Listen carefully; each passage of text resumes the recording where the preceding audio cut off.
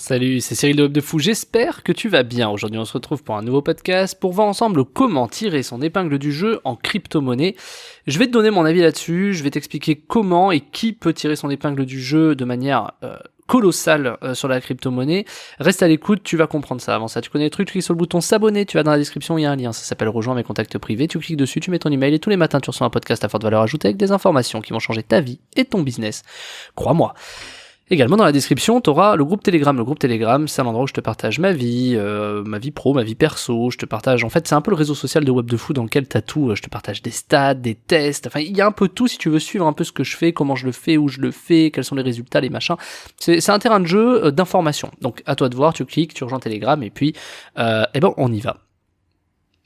Avant de commencer ce podcast, sache que la formation de la semaine se termine à 23h59 ce soir et le prix va doubler. C'est la formation sur de la crypto-monnaie. C'est comment investir en crypto de zéro en bon père de famille, dans lequel je te montre comment placer ton argent intelligemment avec un minimum de risque, un maximum de gains.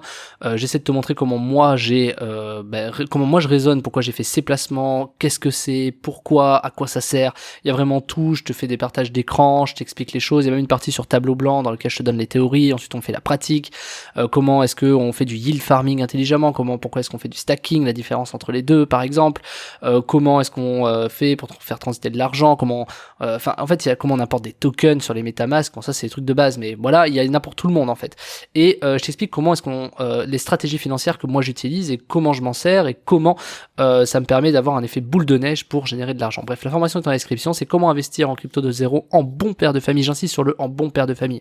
On n'est pas là, j'ai pas 20 ans en mode taré, je vais mettre all-in. Non. On est là pour gagner de l'argent avec un minimum de risque. Moi, je suis pas un taré, je suis pas un mec qui perd son fric et qui le brûle. Donc, je fais très attention et justement, je te montre comment je fais. Ce soir, 23h59, pardon, j'ai bugué. Ce soir, à 23h59, la formation double de prix, donc c'est toi qui vois. On y va pour le podcast. Le truc génial en crypto-monnaie, c'est qu'on est sur un vrai monde de geeks. Moi, ça me rappelle un peu le début d'Internet, quand on faisait des petits sites web et tout.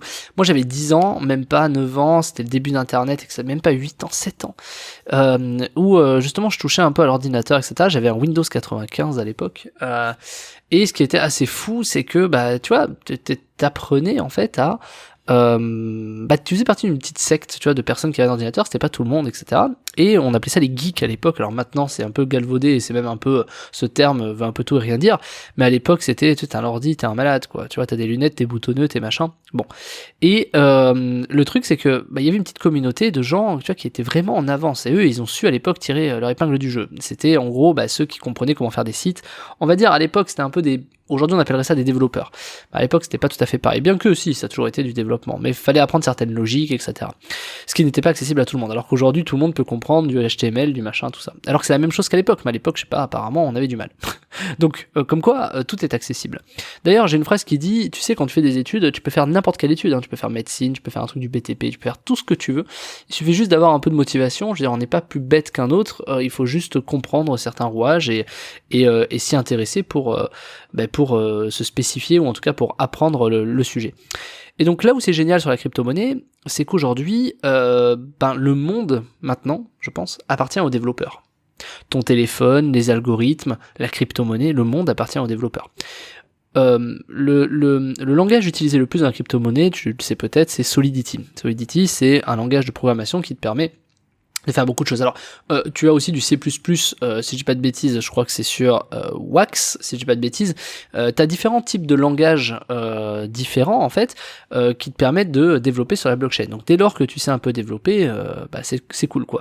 Donc, les devs ont le pouvoir, les geeks ont le pouvoir, et tu peux faire des choses extraordinaires. Il y a beaucoup de blockchains sur lesquelles, dès lors que tu sais développer, tu peux, par exemple, être capable d'interagir direct avec la blockchain, c'est-à-dire faire des actions spécifiques directement en interagissant avec la blockchain plutôt que de passer par un web service, c'est-à-dire par un site sur lequel tu cliques un bouton, sur lequel tu cliques sur un bouton. Tu sais, quand tu vas sur un site et que tu fais, par exemple, je sais pas, prenons l'exemple d'un je sais pas, d'un play to earn. Prenons l'exemple d'un play to earn. Tu cliques sur un bouton, ça interagit avec la blockchain. Plutôt que de cliquer sur ce bouton sur un site, tu vas directement sur la blockchain et tu effectues l'action avec un code. Et donc ça permet d'avoir une avance colossale sur tout le monde. Pourquoi ? Parce que ça te permet, par exemple, de créer quelque chose immédiatement à 0,001 seconde, plutôt que de être sur le site, cliquer, attendre la validation. Tu vois, t'es déjà à la bourre. Donc très intéressant quand par exemple il y a des drops, c'est-à-dire des gens qui offrent des tokens ou des objets. plutôt que d'attendre sur le site et de cliquer sur créer l'objet ou minter ou ce que tu veux, interagir directement avec la blockchain, ça te permet d'aller beaucoup plus vite. Et donc ça, dès lors que tu sais développer, tu prends une avance colossale. Donc aujourd'hui, on le voit pas, mais les devs Solidity, enfin les devs blockchain, grosso modo, ils valent 30-50 000 balles par projet. Allez, ça doit faire peut-être 1 ou 2 mois le projet, tu vois. Donc ils demandent généralement ça avec des participations au token, avec ils négocient un peu les deux, ce qui fait sens, hein. Et ça vaut très très cher. C'est-à-dire qu'aujourd'hui, un développeur blockchain vaut beaucoup plus qu'un développeur web. Mais finalement, comme à l'époque, un développeur web valait 10 000 fois plus qu'aujourd'hui. Comme à l'époque, le tout premier développeur mobile valait 10 000 fois plus qu'aujourd'hui. Donc, qu'est-ce que je veux te dire là-dedans? C'est que si tu t'intéresses dès aujourd'hui au développement de la blockchain, pour développer, etc., si tu as un aspect un peu de développement ou que tu as envie de t'y mettre pour vraiment gagner du fric, hein, clairement, juste le fait d'être développeur, tu vas gagner déjà énormément, quoi. Je veux dire, à l'année, tu peux prendre entre 300 000 et 5 millions, tu vois, enfin, juste pour développer des projets, ça dépend comment t'es bon, ça dépend plein de choses, tu vois, et surtout on se l'arrache, parce que c'est une question d'offre et de demande. Mais dans X temps, quand l'offre sera supérieure à la demande, les prix baisseront. Donc, même si les prix baissent, c'est un peu maintenant que ça se joue, c'est-à-dire que c'est maintenant qu'il faut s'y intéresser, c'est maintenant qu'il faut apprendre pour être maintenant sur les marchés, puisque les premiers qui seront sur les marchés, de toute façon, c'est ceux qui resteront dans le temps, qui se feront le réseau, qui auront les contacts, qui auront machin. Les derniers qui arriveront, ils baisseront leur prix, ils essaieront de machin, tout ça. Mais on est donc finalement sur une logique systémique qui est de dire, comme à l'époque internet, les développeurs HTML valaient une blinde, maintenant les développeurs HTML limite c'est gratuit, ensuite il y a eu le développement serveur, ça valait une blinde, ensuite ça a été beaucoup moins cher, ensuite il y a eu énormément de choses, le développement mobile, ensuite ça a été moindre, etc. Aujourd'hui les développeurs blockchain, dans X temps ce sera moindre, enfin tu vois, ça suit cette logique d'offre et de demande. Donc aujourd'hui, tant que peu de gens sont hyper intéressés à la blockchain, c'est-à-dire tant que la capitalisation n'a pas explosé et que Monique, 40 ans avec ses 2 gosses, n'est pas encore sur la blockchain, c'est le moment ou jamais de le faire et de s'y intéresser, puisque à défaut, même si t'arrives tard et que tu dis, le temps que t'apprennes peut-être 1 an ou quoi que ce soit, c'est pas grave, puisque t'auras appris des choses que tu pourras te resservir demain dans d'autres opportunités. Regarde en 15 ans ce qui s'est passé quand même. Il y a dû y avoir, une vingtaine, trentaine d'opportunités entre la pub, entre Facebook, les API, les devs mobiles, les devs serveurs, les devs web, les devs, comment t'appelles ça, les devs graphiques, ou je sais plus comment on dit. Enfin, tu vois, il y a des opportunités, dans 2 ans, ce sera autre chose.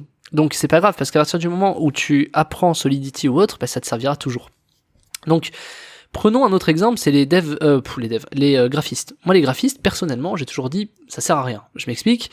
Tu prends une image, tu prends un machin, alors il y a des graphistes qui sont très bons, ok, je vais me faire des ennemis en disant ça, mais moi c'est mon avis, c'était mon avis, les graphistes servent entre guillemets à rien, c'est-à-dire, c'est important d'avoir des bons graphistes, etc., mais il n'y a pas de puissance, je veux dire, c'est une presta, tu peux pas vraiment développer des trucs extraordinaires avec des graphistes.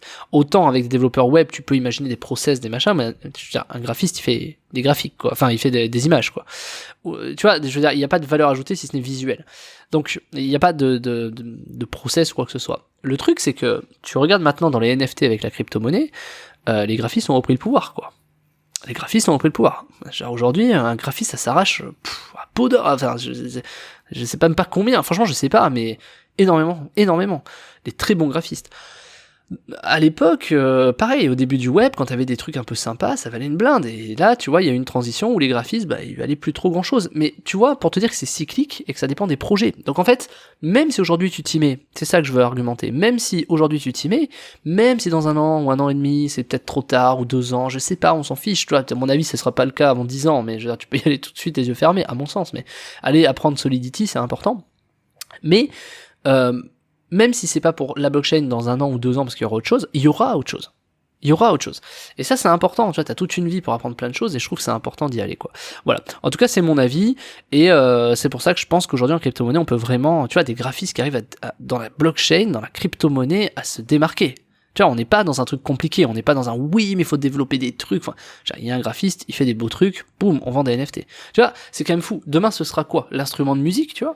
Il y aura une sorte de NFT marketplace musical, tu vois? Je parle pas de graphisme, mais peut-être d'audio, tu vois? Je sais pas. Après, il y aura les trucs pour les monteurs. C'est toujours un peu dans ce process. Pense-y, tu verras.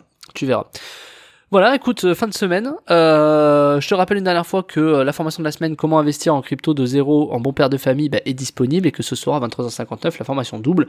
Je t'ai expliqué ça en début de podcast, je vais pas le refaire, mais sache que c'est un peu le moment si t'as envie de te former, si t'as envie de comprendre un peu comment ça marche, les écosystèmes, voir un peu ce que c'est, pourquoi il y a des audits, pourquoi il y a des DEX, pourquoi il y a des machins, à quoi ça sert, comment on s'en sert, pourquoi machin. J'ai passé du temps, elle fait quelques heures la formation et il y a ce qu'il te faut pour te faire tes armes tout simplement et également comprendre comment moi je fonctionne, quelles ont été mes stratégies, quelles sont toujours mes stratégies, d'ailleurs c'est toujours les mêmes, enfin là-dessus en tout cas, c'est-à-dire je ne changerai pas peut-être dans quelques temps, mais comment ça fait pour me générer du profit, je te montre tout, je t'ouvre tout, et tu verras tout ça. Donc le lien est en description, ça s'appelle comment investir en crypto de zéro en bon père de famille, et évidemment, en bon père de famille égale on va pas perdre notre thune quand même. On va faire gaffe quoi. On va pas aller cramer notre argent sur des trucs à la con. Non, merci. Donc évidemment, on est là pour placer de l'argent, travailler intelligemment dans des projets sérieux. Je te montre comment déceler des projets sérieux, comment on les recherche. On a une petite partie aussi sur du gambling, c'est-à-dire des projets un peu plus nazes dans lesquels je peux te montrer comment est-ce qu'on peut les retrouver, comment on remonte, comment machin. Enfin, il y en a pour tous les goûts, débutants comme experts, des gens hyper proches de leur argent comme des gens qui sont prêts à claquer, vraiment il y en aura pour tous les goûts. Donc c'est toi qui vois. Comment investir en crypto de zéro mon père de famille, c'est en description. Sur ce, je te souhaite un très bon dimanche. Je sais pas ce que t'as à faire de mieux aujourd'hui que d'apprendre comment marche le nouveau monde de demain. Ciao ciao.